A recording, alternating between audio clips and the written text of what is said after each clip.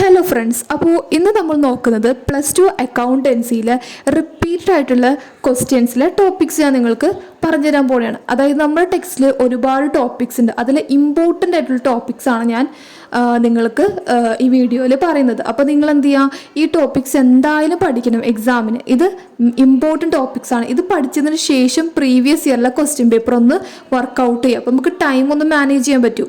First നോക്കുകയാണെങ്കിൽ എന്താ, basics of partnerships accounts. അപ്പോൾ ഫസ്റ്റ് എന്താ, rules applicable in the absence of partnership deed. നമ്മുടെ ഡീഡിൽ കുറച്ച് കാര്യങ്ങളൊക്കെ പറഞ്ഞിട്ടുണ്ടാവും. അത് ആബ്സെൻസ് ആണ്, നമ്മൾ എങ്ങനെ അപ്ലൈ ചെയ്യണം, അതിൻ്റെ റൂൾസ്. പിന്നെ പറയുന്നത് മെത്തേഡ്സ് ഓഫ് ക്യാപിറ്റൽ അക്കൗണ്ടിൽ ഫ്ലക്ച്വേറ്റിംഗ് ഉണ്ട്, ഫിക്സ്ഡ് ഉണ്ട്. നമ്മുടെ ടെക്സ്റ്റിൽ ആ ഒരു പ്രൊഫോം ഉണ്ട്. ആ ഒരു പ്രൊഫോം പഠിച്ചിട്ട് ഒരു 2-3 ക്വസ്റ്റ്യൻസ് ഒന്ന് ചെയ്യുമ്പോൾ നമുക്കത് കിട്ടും. പിന്നെ പറയുന്നത് difference between fixed and fluctuating capital account. Next profit and loss account. അത് നമ്മുടെ ക്വസ്റ്റ്യനിൽ മെൻഷൻ ചെയ്യുകയാണെങ്കിൽ നമ്മളത് വരയ്ക്കണം. പിന്നെ ഇൻട്രസ്റ്റ് ഓൺ ക്യാപിറ്റൽ കണ്ടുപിടിക്കാൻ പല കേസസ് ഉണ്ട്. അതിൽ കേസ് 2, കേസ് 3 ഇമ്പോർട്ടൻ്റ് ആണ്. അത് നിങ്ങൾ സ്കിപ്പ് ചെയ്യാണ്ട് പഠിക്കുക. നെക്സ്റ്റ് ഇൻട്രസ്റ്റ് ഓൺ ഡ്രോയിങ്സിൻ്റെ ഒരു കാൽക്കുലേഷൻ ഇല്ലേ, അതും നിങ്ങൾ പഠിക്കുക. പല കേസസ് പറയുന്നുണ്ട്. അതിലൊരു ഇമ്പോർട്ടൻറ്റ് കേസസ് ആണ് ഞാൻ നിങ്ങൾക്ക് പറഞ്ഞുതരാൻ പോണേ. Different ways of computing interest on drawings പഠിക്കാൻ പല വേസസ് ഉണ്ട്. ഇപ്പോൾ നമ്മുടെ ക്വസ്റ്റ്യൻ പറയാണ് withdraw first day of the month എന്ന് പറയുകയാണെങ്കിൽ നമ്മൾ ഇൻട്രസ്റ്റ് ഓൺ ഡ്രോയിങ്സ് കണ്ടുപിടിക്കേണ്ടത് total drawings into 6.5/12 into rate ആണ്. ഈ 6.5 എങ്ങനെ കിട്ടിയ ആവറേജ് പീരീഡ് 12 + 1/2 ചെയ്യുമ്പോഴാണ് നമുക്കത് കിട്ടുന്നത് 6.5 കിട്ടുന്നത്. പിന്നെ എൻഡ് ഓഫ് ദ ഡേ ആണെങ്കിൽ 5.5 ആണ് അവിടെ അപ്ലൈ ചെയ്യേണ്ടത്. എൻഡ് എങ്ങനെ കിട്ടുന്നത് 12 - 1/2 ആണ്. പിന്നെ മിഡിൽ ഓഫ് ദ ഡേ ആണെങ്കിൽ 6/12 എടുക്കണം. ഈ മിഡിലിൽ നമ്മൾ 6 എങ്ങനെ കിട്ടിയ 12/2 ആവറേജ് പീരീഡ് എടുക്കുമ്പോൾ നമുക്ക് 6 മന്ത് കിട്ടും. ആവറേജ് പീരീഡ് അപ്ലൈ ചെയ്യുമ്പോഴാണ് നമ്മുടെ ആ 5.5 6.5 ഒക്കെ വരുന്നത്. അതെപ്പോഴാണ് നോക്കേണ്ടത്, ഫസ്റ്റ് ഡേ ആണോ, എൻഡ് ഓഫ് ദ ഡേ ആണോ, മിഡിൽ ഓഫ് ദ ഡേ ആണോ ഒക്കെ നോക്കിയിട്ട് വേണം നമ്മളിത് അപ്ലൈ ചെയ്യാൻ വേണ്ടിയിട്ട്. അപ്പോൾ ഇതാണ് വളരെ ഇമ്പോർട്ടൻ്റ് ആയിട്ടുള്ളൊരു കാൽക്കുലേഷൻസ്. പിന്നെ പറയുന്നത് അഡ്മിഷൻ ഓഫ് എ പാർട്ട്നേഴ്സിൽ റേഷ്യോ കാൽക്കുലേഷൻ ഉണ്ടല്ലോ, അതിൽ new ratio and sacrifice ratio ചെയ്യാൻ നോക്കാം. നിങ്ങളത് ഒന്ന് 2-3 ക്വസ്റ്റ്യൻസ് ഒന്ന് നമ്മുടെ ടെക്സ്റ്റിൽ തന്നെ ഉള്ള ക്വസ്റ്റ്യൻസ് മാത്രം ഒന്ന് വർക്കൗട്ട് ചെയ്യുമ്പോൾ നമുക്ക് കിട്ടും. ആ ഒരു ക്വസ്റ്റ്യൻസ് ആണ് നമ്മുടെ എക്സാമിന് ചോദിക്കാറുള്ളത്. അപ്പോൾ ന്യൂ റേഷ്യോ അറിയാലോ, അതുപോലെ തന്നെ സാക്രിഫൈസിങ് റേഷ്യോ എന്ന് പറഞ്ഞാൽ എങ്ങനെയാണ്, ഓൾഡ് റേഷ്യോയിൽ നിന്നും ന്യൂ റേഷ്യോ മൈനസ് ചെയ്യുമ്പോൾ നമുക്ക് സാക്രിഫൈസിങ് കിട്ടും. അപ്പോൾ അതും നിങ്ങൾ നോക്കാം. പിന്നെ പറയുന്നത് ഗുഡ് വില്ല് അഫക്റ്റ് ചെയ്യുന്ന ഫാക്ടേഴ്സ് ഉണ്ടല്ലോ, location, nature of the business, efficiency of management, time factor, market situation. ഒരു മിനിമം 5 നിങ്ങൾ പഠിക്കുക. അതായത് അത് തിയറി ആയിട്ട് ചോദിക്കാറുണ്ട്. ഗുഡ് വില്ല് അഫക്റ്റ് ചെയ്യുന്ന ഫാക്ടേഴ്സ് ഒരു മിനിമം 5 പഠിക്കാൻ നോക്കാം.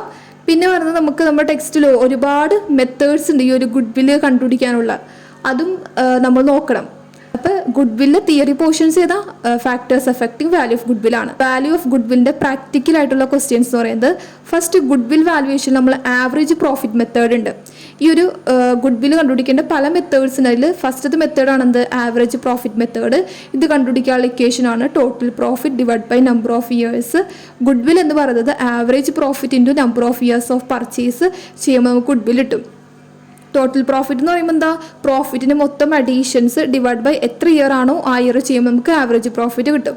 നെക്സ്റ്റ് എന്താ, സൂപ്പർ പ്രോഫിറ്റ് മെത്തേഡാണ്. അപ്പോൾ സ്റ്റെപ്പ് 1 ഫസ്റ്റ് നമ്മൾ കണ്ടെത്തേണ്ടത് എന്താ, ആവറേജ് പ്രോഫിറ്റ് കണ്ടെത്താം. അത് കഴിഞ്ഞിട്ട് ആവറേജ് പ്രോഫിറ്റ് നമ്മൾ നേരത്തെ പറഞ്ഞല്ലോ ആ രീതിയിൽ കണ്ടെത്താം.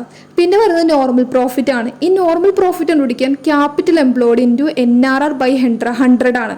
NRR എന്ന് പറഞ്ഞാൽ നോർമൽ റേറ്റ് ഓഫ് റിട്ടേൺ. ഇതൊക്കെ ക്വസ്റ്റിൽ തന്നിട്ടുണ്ടാവും. ഇതൊക്കെ ജസ്റ്റ് ഒന്ന് അപ്ലൈ ചെയ്താൽ മതി, നമുക്ക് നോർമൽ പ്രോഫിറ്റ് കിട്ടും.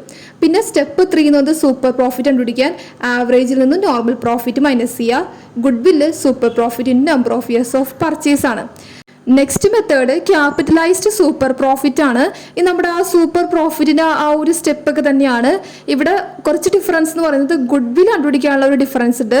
ഗുഡ് വിൽ എന്ന് പറയുന്നത് അവിടെ എങ്ങനെയായിരുന്നു super profit into number of years of purchase ആയിരുന്നു. ബട്ട് ഇവിടെ എന്ന് പറയുന്നത് goodwill equal to super profit into 100/NRR ആണ്. അത്രേ ഉള്ളൂ ഡിഫറൻസ്. ബാക്കിയെല്ലാം സെയിം ഒക്കെ തന്നെയാണ്.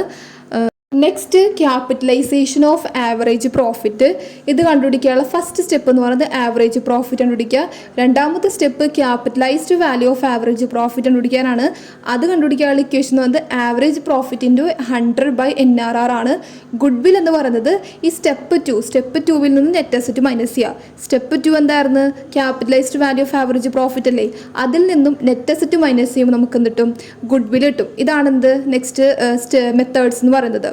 ഓക്കെ, അപ്പോൾ ഇത്രയാണ് ടോപ്പിക്സ്, ഇമ്പോർട്ടൻറ്റ് ടോപ്പിക്സ് എന്ന് പറയുന്നത്. ഇത് ഗുഡ് വിൽ വരെയാണ് ഞാൻ പറഞ്ഞത്. അപ്പോൾ ഈ ഗുഡ് വിൽ വരെയുള്ള ഇത്രയും ടോപ്പിക്സ് എന്തായാലും നിങ്ങൾ പഠിക്കണം, സ്കിപ്പ് ചെയ്യാതെ പോകരുത്. ഇത് പഠിച്ചതിന് ശേഷം നിങ്ങൾ എന്ത് ചെയ്യുക? പ്രീവിയസ് ഇയറിൽ ക്വസ്റ്റ്യൻ പേപ്പർ ഒന്ന് ചെയ്ത് നോക്കുക, നിങ്ങൾക്ക് കിട്ടുന്നുണ്ടോ എന്നൊന്ന് വർക്കൗട്ട് ചെയ്ത് നോക്കുക. അപ്പോൾ നമുക്ക് ടൈം നല്ല രീതിയിൽ സ്പെൻഡ് ചെയ്യാനൊക്കെ പറ്റും.